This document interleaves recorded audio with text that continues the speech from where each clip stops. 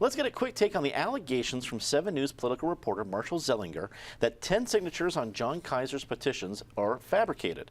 Let's see what happens when he was asked about it. So back to the voters who told me their signatures were forged. Yeah. I've counted 10 so far. If there's more, it's possible you didn't collect enough to really make the ballot. No, What is your response to that? I'm on the ballot. I'm on the ballot, and there are people like you that have done the Democrats' work that have spent hundreds of hours on this. It's not going to take away from the fact that I'm on the ballot and that I'm going to beat Michael Bennet.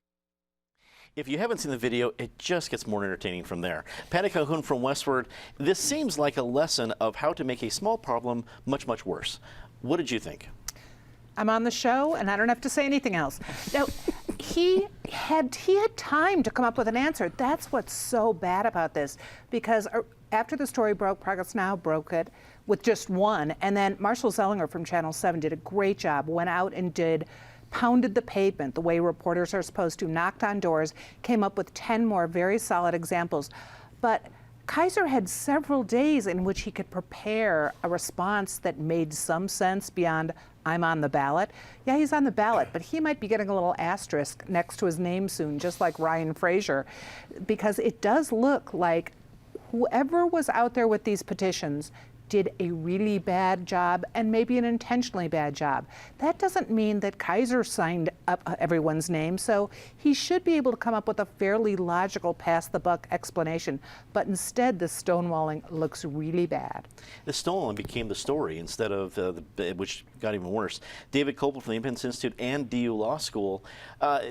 Even though we're a month out from the official, I guess we have to use quotation marks at this point, official ballots going out, will this issue continue to dog Keyser? Depends on whether more forged signatures are found. Prudent candidates probably shouldn't hire the firm that hired these petition gatherers in the future. And one of the purposes, a good purpose of the petition requirement for the 1,500 signatures in each of the 7 congressional districts is you have to have a good organization that can do things like that. And if you don't, then you're just reliant on paid gatherers who can be of varying quality. And he only barely got on with the paid gatherers, and that's a sign of organizational weakness and potential weakness for a November campaign against a candidate who will be very formidable and well-funded. Eric Sonneman, political analyst.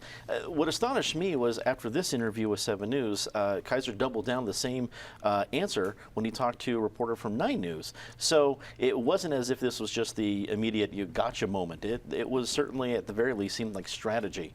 If you're called in for political advice at this point, what do you offer?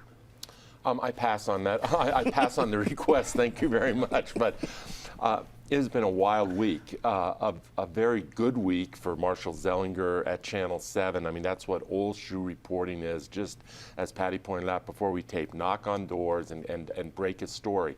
A not so good week for Jon Keyser, a very bad week for the consultants who handled this petition drive, a very bad week for somebody named Maureen, who was apparently the circulator who forged these signatures, and she has some kind of telltale loop in her handwriting, and all these signatures had a similar telltale loop. It's become a national story. It's not just a local story. The Washington Post and their, what's it called, The Fix, I believe, their political blog, had a story this morning just taking Keyser apart. Senate races have become nationalized now. You need to raise money if you're a formidable candidate on a national level.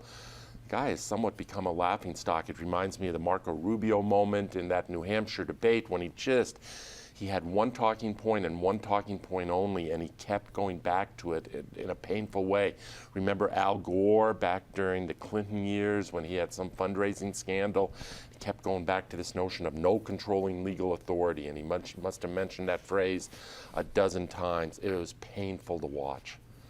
Ramsey Scott joins us from the Colorado Statesman. Thank you very much for being here. What's the reaction you're hearing about this, I don't want to say political disaster, but the very least, very interesting thing to talk about on a Friday? Well, a lot of reporters, well, first off, it made the rounds in the press corps, and there were some laughs, to say the least, on this. This is the perfect example of not doing the right thing when you have a mistake. Instead of coming out and saying, yeah, I'm upset about this too, I'm concerned about this too, I'm going to get to the bottom of it. These 10 votes, voters aren't going to be the difference though for me making the ballot. You know, he can turn into an issue on voter ID, anything like that. Instead, just to stonewall, I think it's the perfect example of a candidate who has a really good resume on paper.